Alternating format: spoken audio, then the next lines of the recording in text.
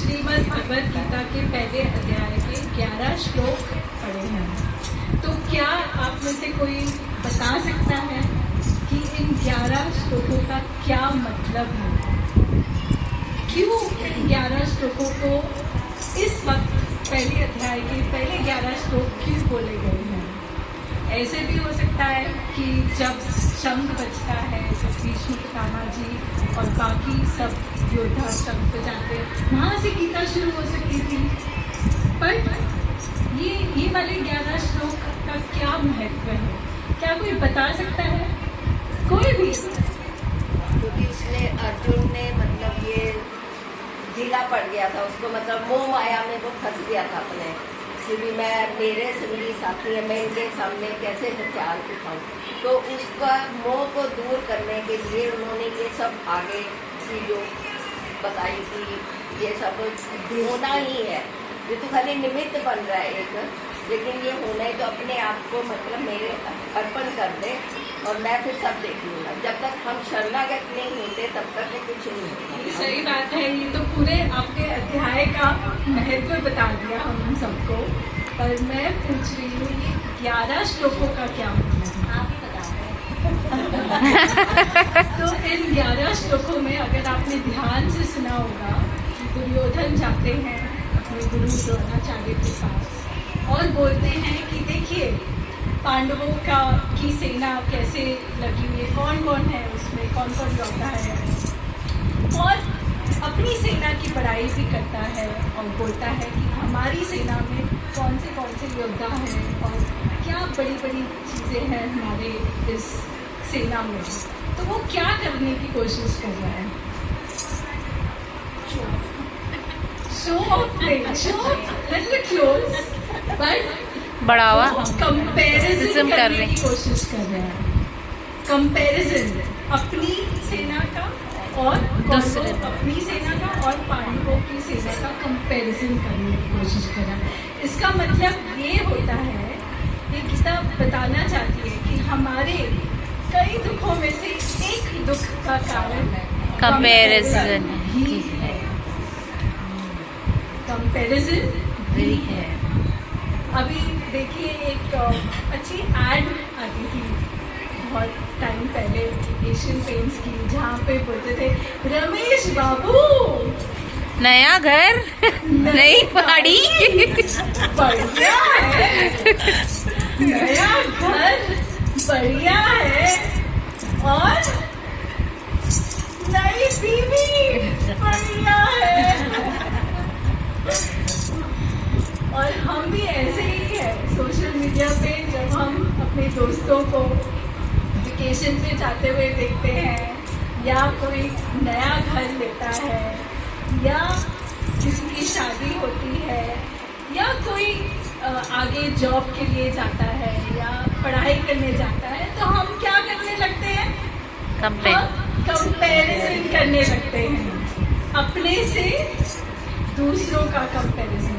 और उससे क्या होता है, हम दुख को निमंत्रण देते हैं, हमारी इनविटेशन। तो बोलते हैं कि कंपैरिजन करना नहीं चाहिए।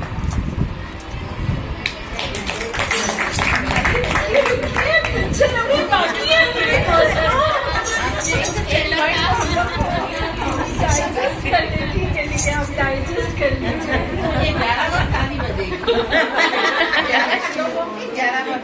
पहली बार शीतल का ये रूप देख रहे हैं ना। अच्छा, अभी एक दूसरा सवाल आप सबके लिए। क्या कभी श्री कृष्ण ने कंपैरिजन किया है? किया तो है ना, राधा और इसमें हुआ था, राधा और मीरा में, नहीं रुक्मणी में हुआ था कंपैरिजन। कंपैरिजन नहीं हुआ था, राधा ही थी उनकी।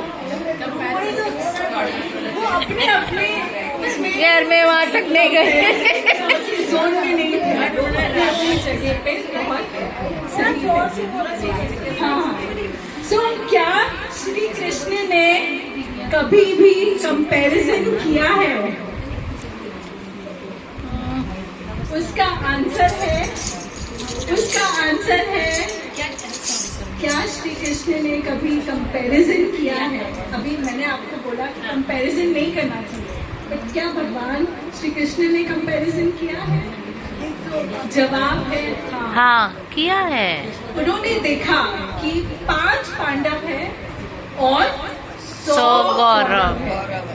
और उन्हें ये जरूर पता था कि महाभारत का युद्ध तय है, ये तो एक ना एक दिन होना ही होना है।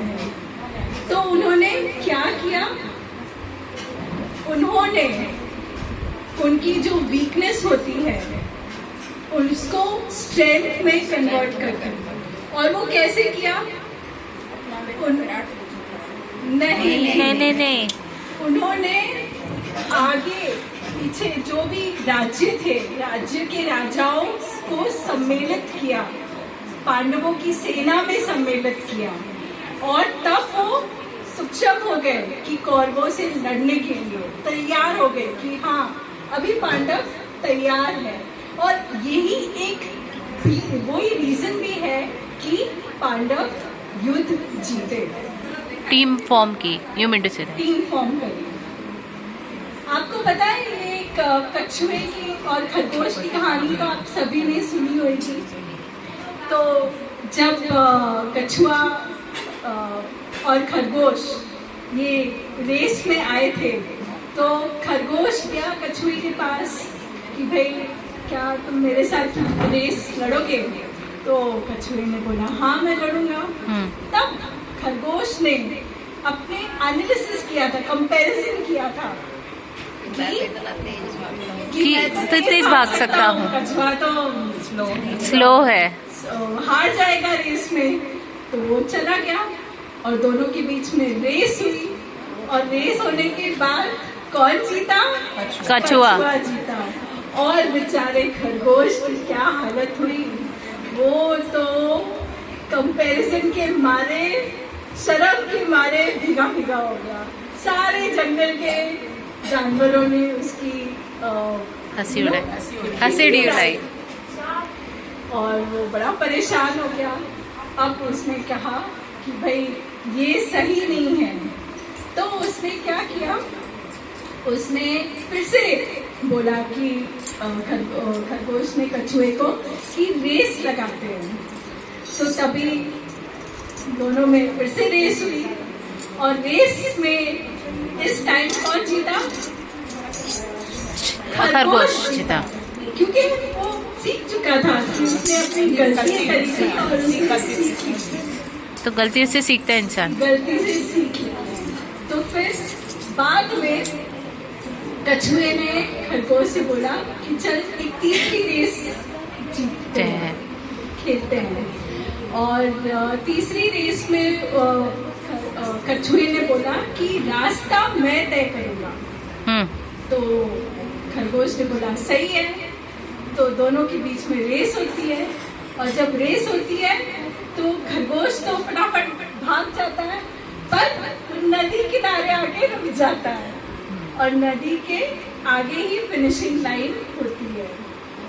अब वो परेशान कि भाई मैं नदी कैसे पार करूं। तो पीछे पीछे से ठमकते ठमकते कछुए आते हैं, और पता चल जाता है उनको कि ये तो फंस गए यहाँ पे। तो वो बोलता है कछुआ कि चल तू मेरे पीठ के ऊपर बैठ जा। और फिर वो नदी पार दोनों करते हैं। और नदी पार करने के बाद क्या होता है? खरगोश बोलता है कछुए को तू आजा मेरी पीठ के पीछे, और हम साथ रेस जीत के फिनिशिंग लाइन क्रॉस करते हैं।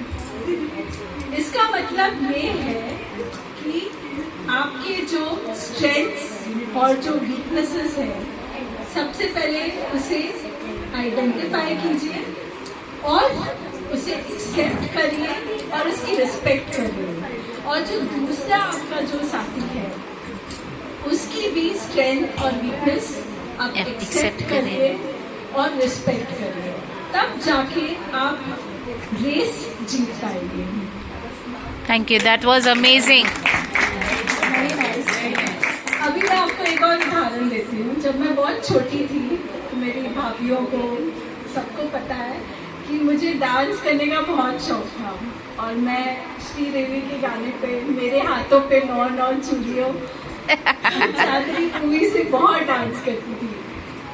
तो श्रीदेवी मेरी अभी भी मेरी कोई फेवरेट एक्ट्रेस है और मैं उनको इमिटेट करती हूँ, उनकी डांस को बहुत पसंद करती हूँ, उनकी स्टाइल को बहुत पसंद करती हूँ और कंपैरिजन करती हूँ कि भाई वो अच्छी हैं, उन्हें सब अच्छा लगता है मुझे उनको कंपेयर करना।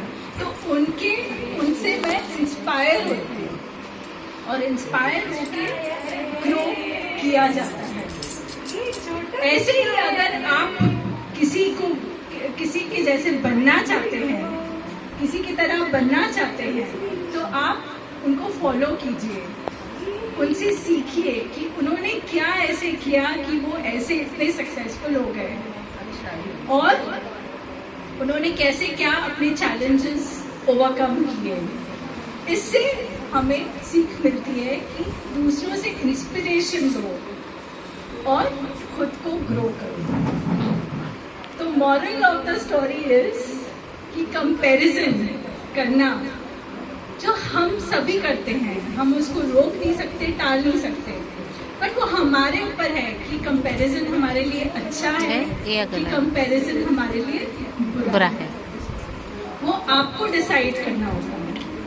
तो जब आप कंपैरिजन करते हो तो ये ज़रूर ध्यान में रखना कि आप अपने स्ट्रेंथ्स और वीकनेसेस को ध्यान में रखते हुए कंपैरिजन करिए और उसको एक्सेप्ट करिए, रिस्पेक्ट करिए और दूसरे की भी कंपैरिजन की जो स्ट्रेंथ है उसको एक्सेप्ट करिए, उसको रिस्पेक्ट करिए और तब जाके आप ग्रो कर पाएंगे। Inspire and grow yourself. जय श्री कृष्ण। Very nice.